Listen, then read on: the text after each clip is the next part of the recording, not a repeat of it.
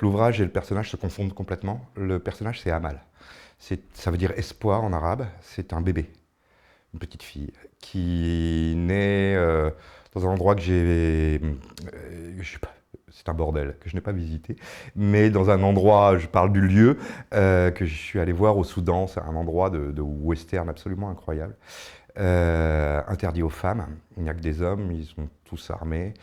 Tous les bras un peu grelés par l'acide que j'utilise, c'est un village d'orpailleurs. Et on est vraiment à 2 pas de la frontière égyptienne, libyenne, on est au nord-Soudan, c'est un truc de western en fait. Et quand on descend la colline où il n'y a donc que ces hommes-là qui font de la contrebande, aussi il y a cette maison rose absolument magnifique avec un enduit parfait, contraste complètement avec le bidonville qui est en haut. Et je demandais à mon chauffeur si c'était cette maison rose.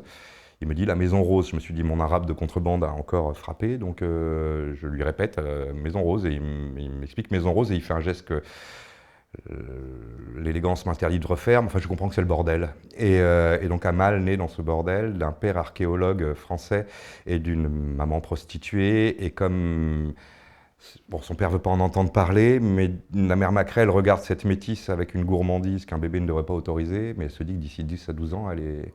Et donc la mère et la fille vont se jeter sur les routes de l'exil, avec des compagnons de voyage, avec des rencontres, et c'est le bébé qui raconte ça, et les premiers mots, c'est « je viens de naître, j'ai 1000 ans ».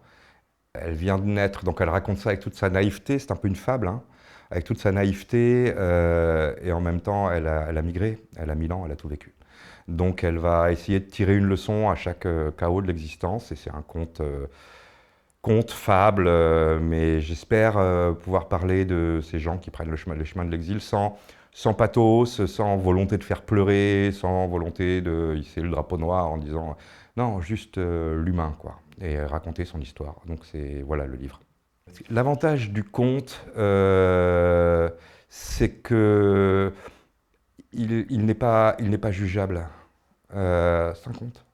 La Fontaine avait fait ses fables bien avant moi, Ésope bien avant La Fontaine, mais Plaute même d'une certaine manière. Mais le conte, la fable, le récit, d'abord on atteint ce que j'aime beaucoup en littérature, que ce soit moi ou un autre, je préfère les autres, c'est-à-dire le récit total. Je vais vous raconter une histoire et je ne suis pas dedans, quoi. C'est pas mon ego qui parle, c'est pas mon histoire, c'est l'histoire de quelqu'un d'autre.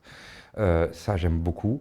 Et surtout, le conte, il ne va pas y avoir de procureur, il ne va pas y avoir d'avocat, il ne va pas y avoir de jugement autre que celui de ma petite Amal qui vient de naître et qui a 1000 ans, et on ne juge pas un bébé.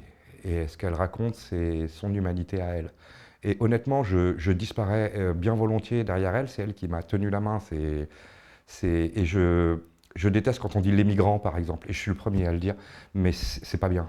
Les migrants, ça aplanit, c'est une sémantique que j'aime pas du tout parce qu'elle aplanit l'humain. Il y a une histoire derrière chacun d'eux. Cette histoire, je dis pas, cette histoire peut être terrible, elle peut être magnifique, elle peut être, mais c'est une histoire. Il y a une histoire. Moi, j'en prends une et je raconte une histoire, et j'espère qu'elle a un peu valeur d'exemple. Mais là, c'est l'ancien journaliste qui parle. Je ne sais pas l'auteur, je ne sais pas.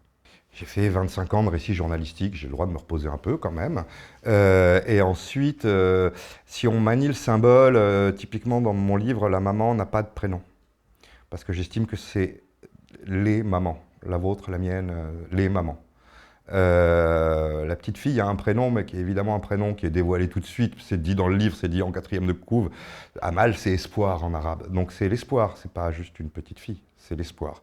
Donc c'est là où je dis que c'est un conte ou une fable.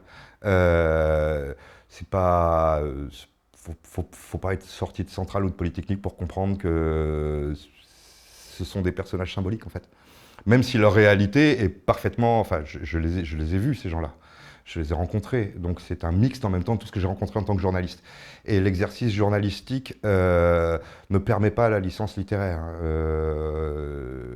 Et qu'est-ce qu'il y a de plus beau de commencer par « Il était une fois » et de laisser les gens écouter une histoire. C'est mon côté conteur breton, ça marche. Les réfugiés, les camps de réfugiés, le désert. J'ai vécu 4 ans au Soudan. Le désert, ça a été une... Je connaissais le désert, mais en fait non, je ne connaissais pas le désert. J'y étais allé pour mes reportages, mais le désert dans lequel on peut habiter, où on vit avec les nomades, il y a quelque chose qui me plaît énormément et je suis navré parce que là c'est un cliché, mais réellement on n'est pas très loin de mon océan à moi et de la façon de le vivre.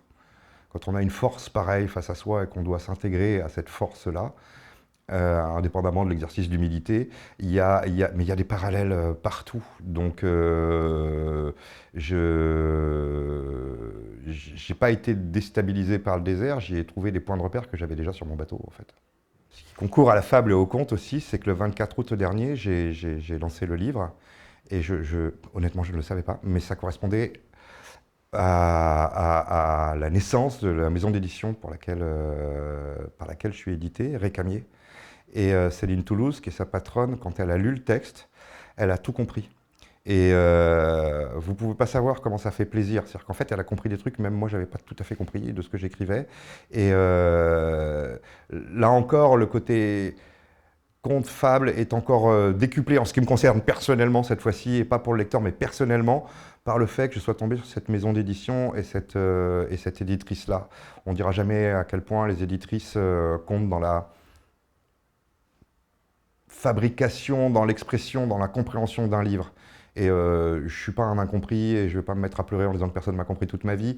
Mais quand par hasard on écrit un bouquin et qu'on tombe sur un éditeur, une éditrice qui vous explique pourquoi vous l'avez écrit et qu'elle le sait mieux que vous, ça vaut toutes les séances de psy du monde.